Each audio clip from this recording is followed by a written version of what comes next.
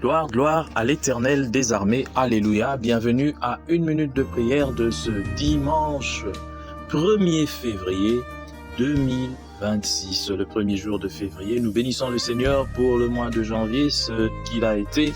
Et nous remettons ce mois de février entre les bienveillantes mains de notre Seigneur Jésus-Christ. Que ce mois de février soit un mois de bénédiction dans la vie de tout un chacun. Aujourd'hui, le Seigneur a mis en mon cœur le désir de partager avec vous ce passage donc de Jérémie chapitre 29 et nous lisons ainsi les 8e et 9e versets au nom puissant de notre Seigneur Jésus-Christ. Car ainsi parle l'Éternel des armées, le Dieu d'Israël. Ne vous laissez pas tromper par vos prophètes qui sont au milieu de vous et par vos devins. N'écoutez pas vos songeurs dont vous provoquez les songes, car c'est le mensonge qu'ils vous prophétisent en mon nom. Je ne les ai point envoyés, dit l'Éternel. Alléluia. Alléluia. Mon frère, ma sœur, il est arrivé des moments où, même en Israël, il y avait des faux prophètes. Il y avait des gens qui se présentaient comme serviteurs de Dieu, mais qui ne l'étaient pas en réalité, qui œuvraient pour eux-mêmes, pour leur ventre, qui faisaient des fausses prophéties, qui manipulaient le peuple de Dieu en utilisant tout simplement leur penchant du cœur. Et ça me fait penser aussi à ce qui se passe encore aujourd'hui dans notre pays, où tout le monde s'improvise aujourd'hui prophète et puis tout le monde veut dire des choses et on devient même féticheur, on va chercher la divination au fin fond du village, mais on vient faire ces choses dans l'église en pensant que, bon, je suis allé toucher au fétiche, je viens maintenant au fait donner des prophéties à l'église, Dieu est content de moi. Dieu ne te connaît pas. Je tiens à te dire, Dieu n'a pas besoin d'aide. Il n'a pas besoin de toi. Ce ne sont pas tes prophéties, n'ajoutent rien, absolument rien à l'église. Si tu es allé les prendre, si la source est mauvaise, tu ne peux pas aller prendre de l'eau d'une mauvaise source et en faire de l'eau pure. Ça n'existe pas. Et ça existait déjà en Israël où il y avait des faux prophètes. Alors j'aimerais aussi dire quelque chose par rapport à vous qui aujourd'hui peut-être êtes toujours entouré de ces gens que vous appelez prophètes, serviteurs de Dieu, qui vous disent des choses, qui vous garantissent monts et merveilles, qui vous disent non voilà, oui Dieu est avec toi, c'est toi que Dieu a choisi, tu es ceci, dans ta famille, dans le pays, dans tel ministère, dans telle entreprise, il n'y a que toi, et puis ceux-ci, ils vous font des éloges. Je vais vous dire quelque chose.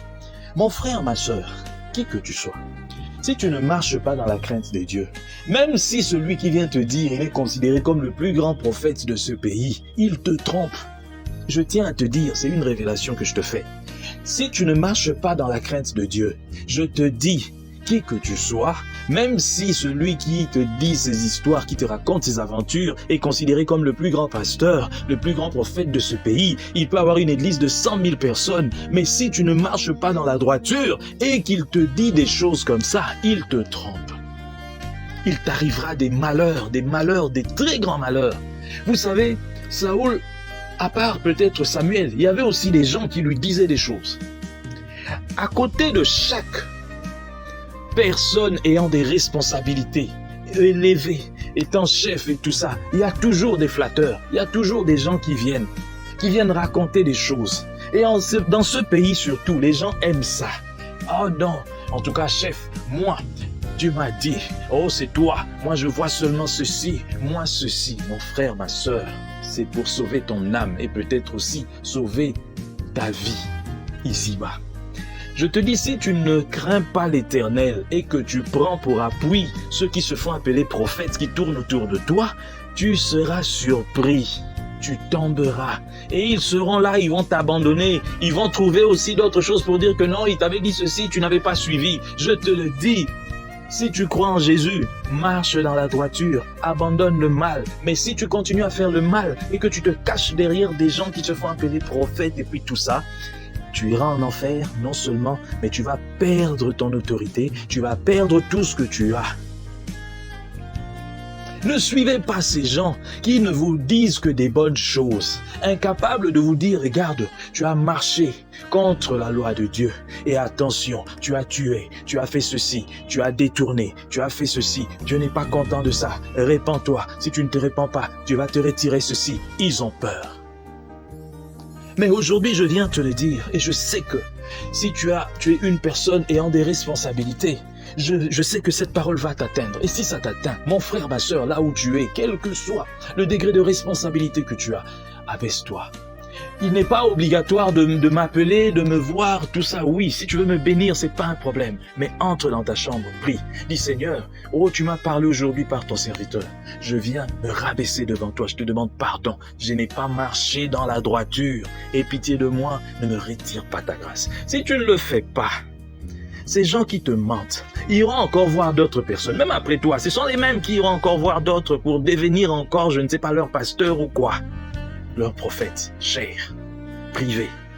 Il n'y a pas des prophètes privés, ça n'existe pas.